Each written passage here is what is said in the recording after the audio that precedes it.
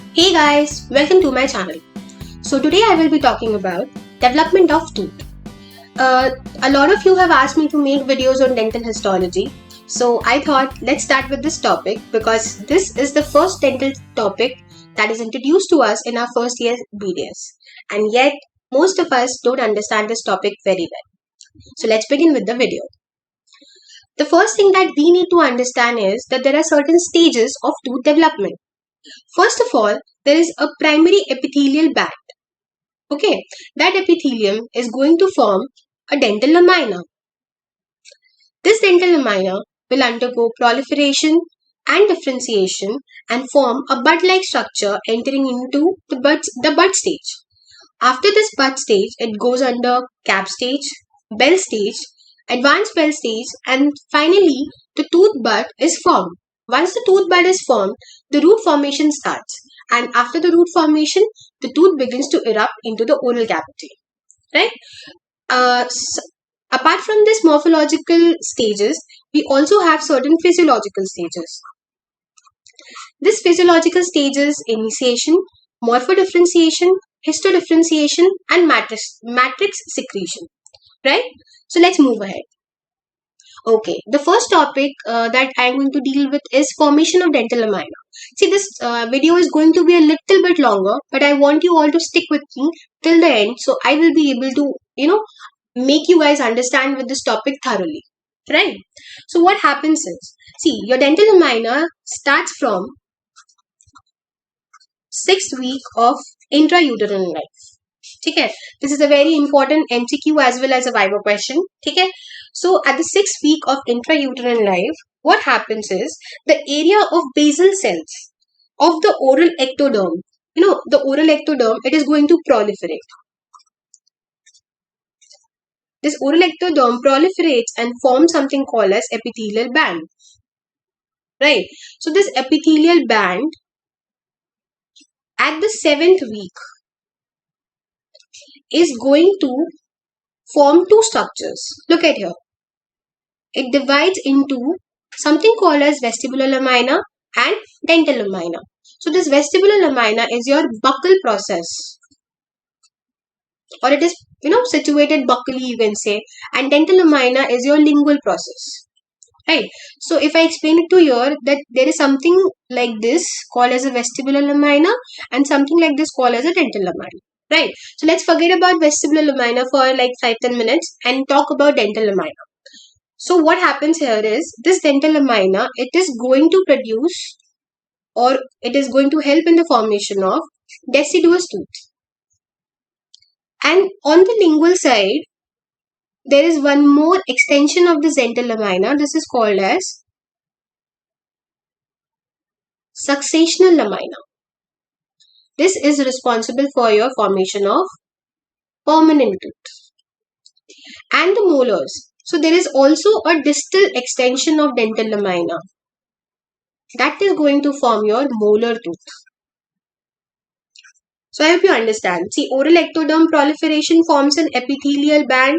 This epithelial bands have two, process. Vestibular lamina, dental lamina. Vestibular lamina is on the buccal side, dental lamina on the lingual side. This dental lamina is going to form deciduous tooth.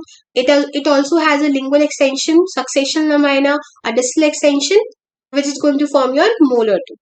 Okay, so this is all about the dental lamina. Now the next thing which we need to know is what is your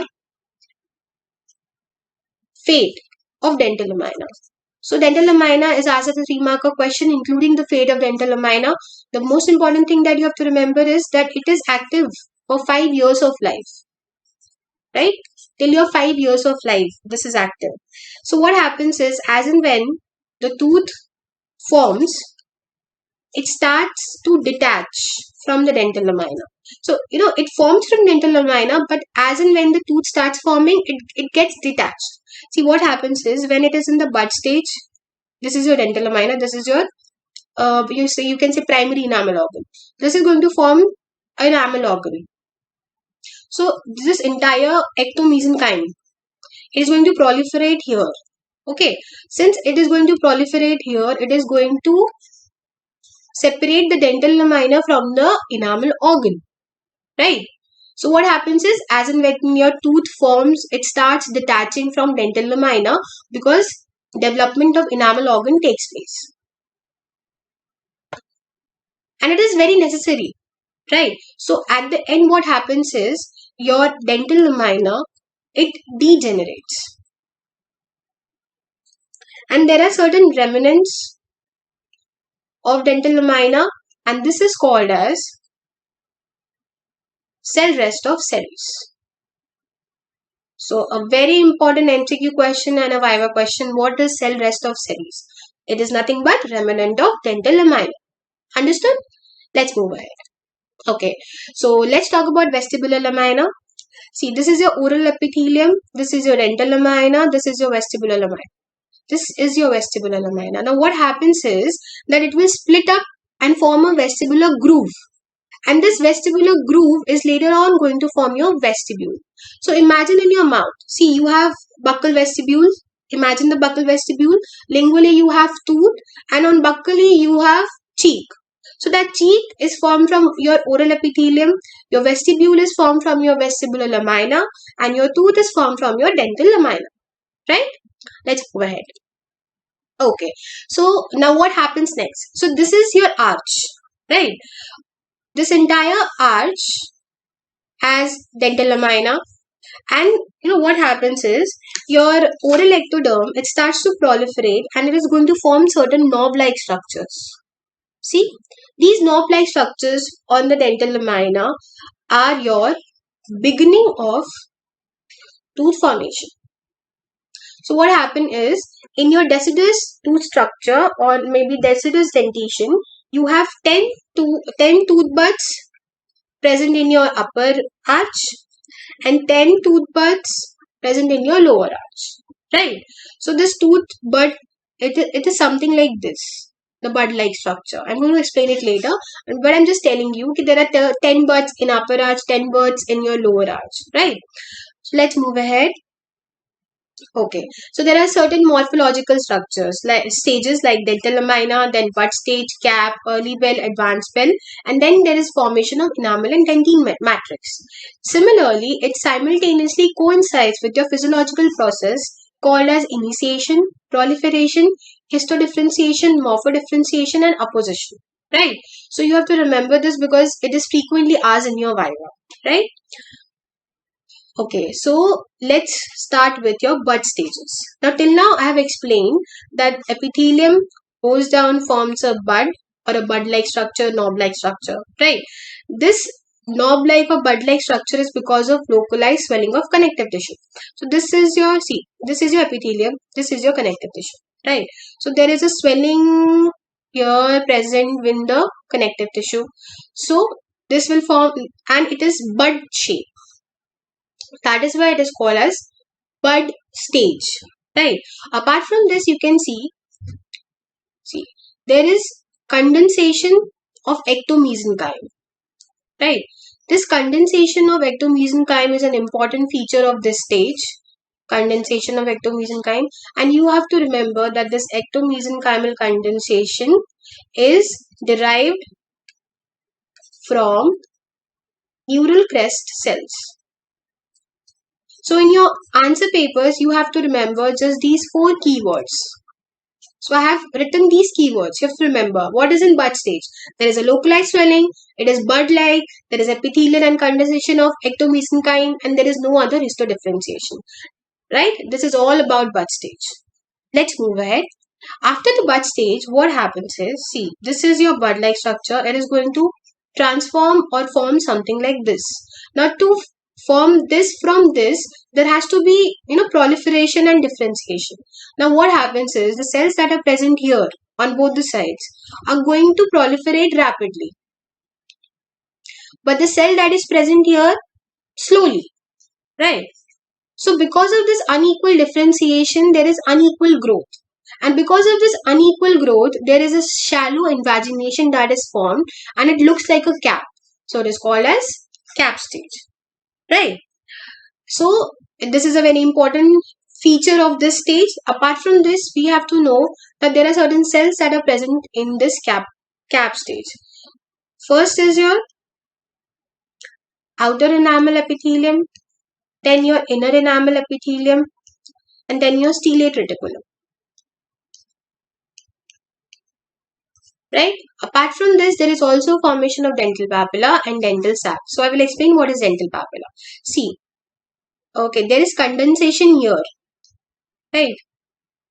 So condensation which is taking place here is your dental papilla.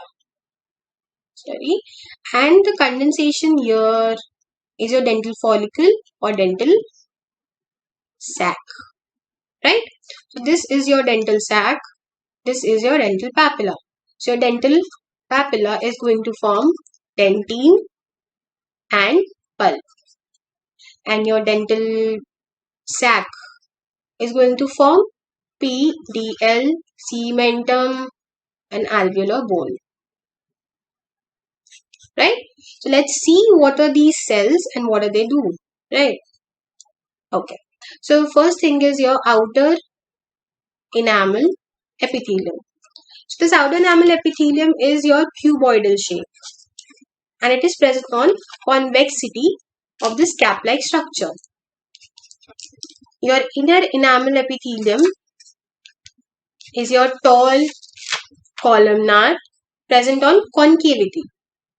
Now what is convexity and concavity? See here.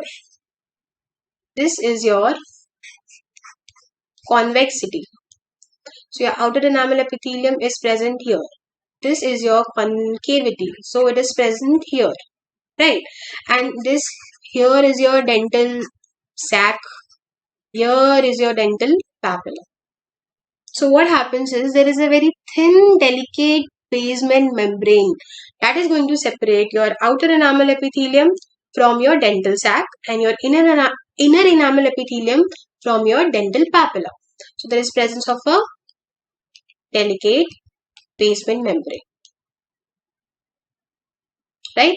Next thing is stellate reticulum. See, stellate reticulum is present here. Right? What happens is they are pretty much polygonal cells, and they contain glycosaminoglycans. Now this glycosaminoglycans has a tendency to attract H2O. Attract, right? Water. So what happens is, see, these are your polygonal cells. Okay, they have glycosaminoglycans. They are going to attract water. It will all fill up the extracellular spaces. Now because it has filled up the extracellular space, it is going to create pressure. And these polygonal cells, they will form something like this.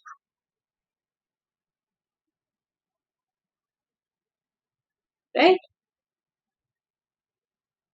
Because of the pressure, here is all water, and they will form something called as star-shaped structure. So the star-shaped structure is the reason they are called as stellate reticulum. Right? So it is a very important structure for nutrition of the enamel organ. Right? Let's move ahead. Okay, so now we are going to study about early bell stage. Now what happens in early bell stage is, see, it is very much responsible for determination of shape of the tooth. Now how does it determine the shape of the tooth? See, this is your dental papilla. It is growing, right? It is creating a pressure on your inner enamel epithelium. This is your stellate reticulum. Even this is creating pressure on the inner enamel epithelium. Now what happens is, because of this pressure, your enamel organ, this entirely is your enamel organ, it is going to create some kind of fold to accommodate this pressure, right? So because of this fold, it is going to determine the shape. So it grows, it creates a pressure that will cause enamel organ fold, and it is going to form the shape of the tooth, right? Apart from this, the inner enamel epithelium, these cells are going to proliferate and form ameloblast cells. Ameloblast forms enamel, and the mesenchymal cells are going to form odontoblast cells, which forms dentine. So very important question. Ameloblast forms enamel. Odontoblast forms dentine. Right. Apart from this, see, there are fibers in the dental sac. These fibers are going to form PDL, that is periodontal ligament. And there is cervical loop formation by outer enamel epithelium and inner enamel epithelium. It is going to form hairs, that is Hertwig root, epithelial root shed, right? And another layer that is present here is your stratum intermedium. Now the stratum intermedium is, see here, it is a squamous cell layer, and it is present, see, this is your stratum intermedium. It is present between your stellate reticulum and inner enamel epithelium, and it contains acid mucopolysaccharide. So this structure is believed to be of importance in the formation of tooth, right? Apart from this, your ameloblast cell is believed to be a 4 to 5 microns in diameter and 40 microns in height. So maybe an important MCQ question. That's why I have written here, right? Okay. Now your advanced well stage. Now what happens in advanced well stage is it is responsible for your mineralization and root formation mainly. What happens is, see, your odontoblast layer, or yeah, the odontoblast, it is going to proliferate, differentiate, forms a dentine. Due to this dentine, the ameloblast is going to start its initiation and proliferation. Okay, and then it is going to form enamel. This process is called as reciprocal induction, right? First dentine is formed, after which enamel is formed, right? So you have to remember reciprocal induction, you have to remember enamel and matrix formation and mineralization. Okay, now what happens to stellate reticulum at this stage is it is going to collapse. See here, it is collapsing, right? And because it collapses, this outer enamel epithelium and inner enamel epithelium, comes closer. Now there are certain capillaries which are present in your dental sac. Now because this stellate reticulum collapses, so this ameloblast layer is able to derive its nutrition from dental sac. So very important MCQ question or maybe a Viva question is, how does your inner enamel epithelium or ameloblast gets its nutrition? It always gets its nutrition from dental sac. How does it get it? By the collapse of stellate reticulum, right? Then the last thing you have to remember is that there is degeneration of dental lamina. So I've explained it to you before, as and when this entire enamel organ is formed, it starts, this mesenchyme breaks in, and the dental lamina, it starts to degenerate, they loses their touch, right? And then they have something called as remnants of dental lamina, called as cell rest of series, right? Apart from this, there is something called as hairs. Okay, this is formed by outer enamel epithelium and inner enamel epithelium. Okay, and cell rest of this hairs is called, sorry, the remnants, basically, not cell rest. Remnants are called as cell rest of Malleus. And this is a very important MCQ and a Viva question. So what is cell rest of Malleus? What is cell rest of series? What is reciprocal induction? How does a ameloblast get its nutrition? So these are certain basic things that you have to remember. Then there is also formation of DEJ and CEJ.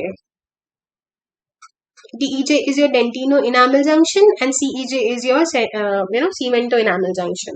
So what happens is, after your inner enamel epithelium or the ameloblast and the odontoblast are going to, there's a layer which is going to demarc as DEJ.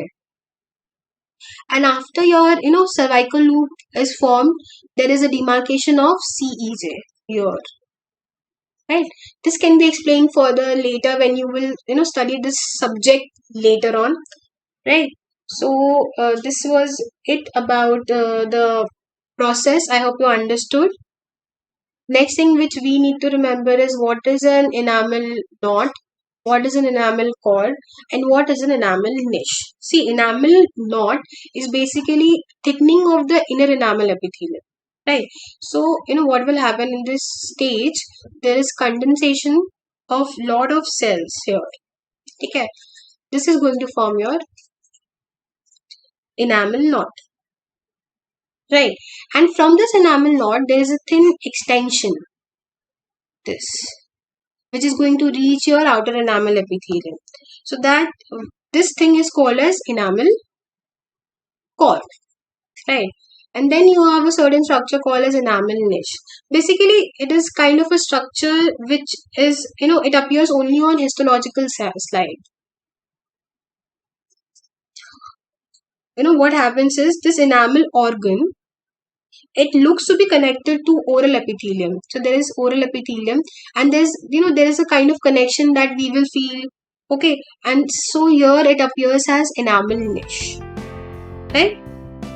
Okay, so I think this was it about today's topic. So if you guys understood the entire process, please share the video to your friends so that even they understand the video as much as you have understood. And do not forget to like and subscribe. Thank you so much.